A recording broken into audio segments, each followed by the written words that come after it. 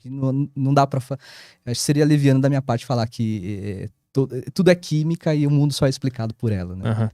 Tem alguma explicação de onde vem qual é a tua opinião? É que é uma coisa que não tem como provar de onde vêm essas partículas, essas coisas que regem a vida, né? Qual é a tua opinião pessoal, conhecendo bastante sobre química, do que é a vida? O que é essa loucura toda que tem um monte de partículas, quanto mais tu quebra, tem mais coisa que reage uma com a outra. Que loucura é essa? Os átomos dos elementos químicos que a gente conhece, né? Eles vieram basicamente de explosões de estrelas, né? E dessas partículas. Quebrar ou não. Nós somos pó de estrela. Pó de estrela, basicamente é isso. Acho que é até uma frase até conhecida, né? A gente é pó de estrela. Pó de estrela. Engano, né? Basicamente é isso. Quem falou essa frase? Porra, não sei. Tô isso agora, dependendo de quem for, eu vou ficar muito feliz. Pô, não lembro, mas geralmente o pessoal fala, pode ser basicamente pó estelar. E a estrela? Explodiu, virou átomo. Mas antes de explodir, como é que ela... É um exemplo clássico de estrela é o Sol, né? E o Sol é uma máquina nuclear, de transmutação nuclear, uma transformação de um átomo no outro átomo. Então, são átomos de hidrogênio se transformando em átomo de hélio. E nessa transformação, você tem uma liberação de energia muito grande. Então, um exemplo de estrela é essa, né? Então, você tem essa conversão de energia ali, a conversão de átomo, um num outro átomo, e formação de grande quantidade de energia. Então, era uma fonte de vida. Fonte de vida. Basicamente, fonte de vida. Então, é Deus. Sol é Deus. Sol pode ser. Os caras estavam certos no ano passado. Se for considerar o heliocentrismo, né? Aquele que tá pensando que o Hélios, né? É o Deus Sol, então pode pensar assim. Porra, caralho. Demoramos tudo isso pra descobrir que os caras estavam certos. A gente rindo deles. Achava que o Sol era Deus. Não vamos entrar nessa seara que é muito, muito complicado.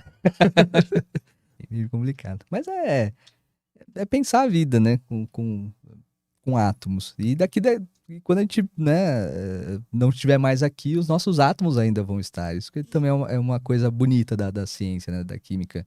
A gente não vai estar como estamos hoje, mas nossos átomos vão sendo transformados né, vão fazer parte de outras coisas.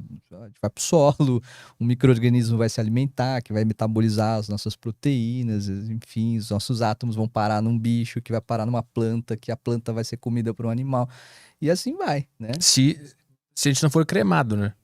Mesmo assim, se a gente for cremado, a nossa parte de matéria vai ser transformada em energia, né? Essa energia... As cinzas? A cinza, na verdade, é um dos subprodutos do processo de queima, né? Então tem o processo de combustão, a queima, que já libera energia na forma de calor. Então a gente está matéria sendo convertida em energia, segundo Einstein tem essa conversão, né? Não especificamente na combustão, claro. Mas tem as cinzas, que são basicamente ali a gente vai ter carbono, hidrogênio, oxigênio, né? Nitrogênio, gases que vão sendo gerados para a atmosfera. Então, de alguma maneira a gente vai se transformar, porque a química é isso, né? É o estudo das transformações que a gente tem. Então uma coisa vai se transformar a outra, em alguma maneira se transforma. Então a gente tá vivendo numa grande morte. Esse cenário aqui é todo composto por morte. Por alguém que já foi. Valeu, vô. Tá ali, pode ser que esteja ali.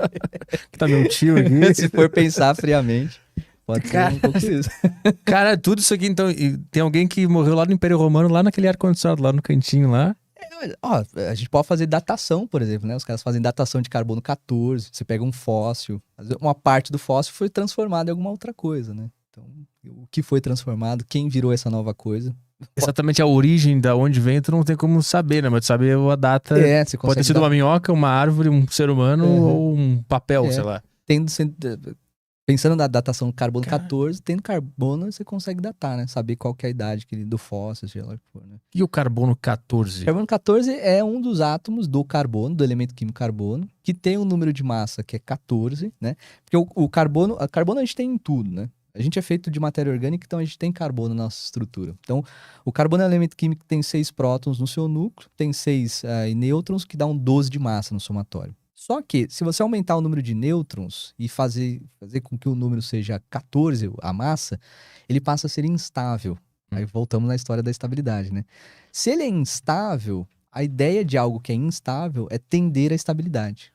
E para ele tender à estabilidade, ele emite radiação e tudo mais. Então, ele é um átomo radioativo, né? E aí, esse átomo radioativo de carbono 14, ele tem um tempo médio. Se você pegar 100 gramas, para ele chegar em 50 gramas, que é a sua metade, demora 5.730 anos.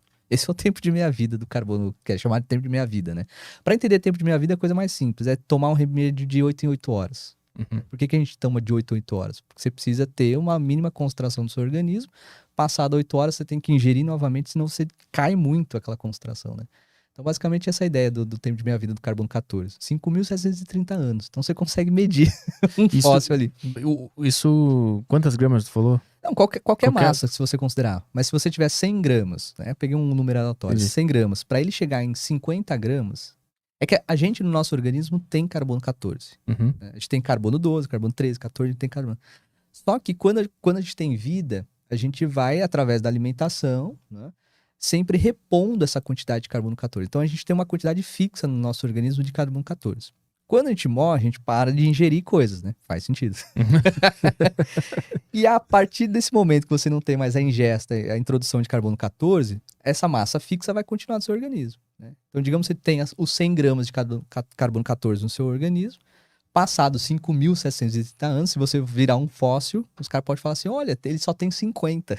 Então ele morreu há 5.730 anos atrás, por exemplo. Ah, e esse carbono 14 as pessoas acham onde? Eles encontram Ele tá aqui. em qualquer lugar. Ele tá aqui. Então, quando aqueles, tipo, aqueles arqueólogos, eles acham essas coisas ou não? Eles fazem a medição radioativa do fóssil, né? Então ele pega o fóssil ali. É importante, quando se fala em técnica de carbono 14, o fóssil tem que ter origem orgânica. Uhum. Então ele tem que ter vida em algum momento, ele teve que ter vida. Porque se você pega uma rocha, um mineral, ele não tem vida. Então você tem outra técnica de datação para saber quantos anos aquela rocha tem. Então, se, sei lá, o cara tinha uma ponta de flecha, né? Que foi utilizada, seja lá por qual comunidade, enfim. Aquela ponta de flecha é uma pedra, uma rocha, então você tem outra técnica para datar, porque aquilo não teve vida. Mas se for um animal, um ser humano que morreu, por ter carbono 14, você faz a datação de carbono 14. Ah, então o cara identifica que tem carbono 14 nesse pedaço aqui, por exemplo. O cara achou uma pedrinha lá, tem carbono 14 aqui. Então tinha um ser humano, tinha vida nesse elemento aqui. Aí ele vê, ele consegue datar de quanto tempo aquilo ali tá ali. E ver em qual época da humanidade aquele tá. Mas o máximo que vai é 5.000 e tantos anos? Não, ou tu consegue chegar mais que isso?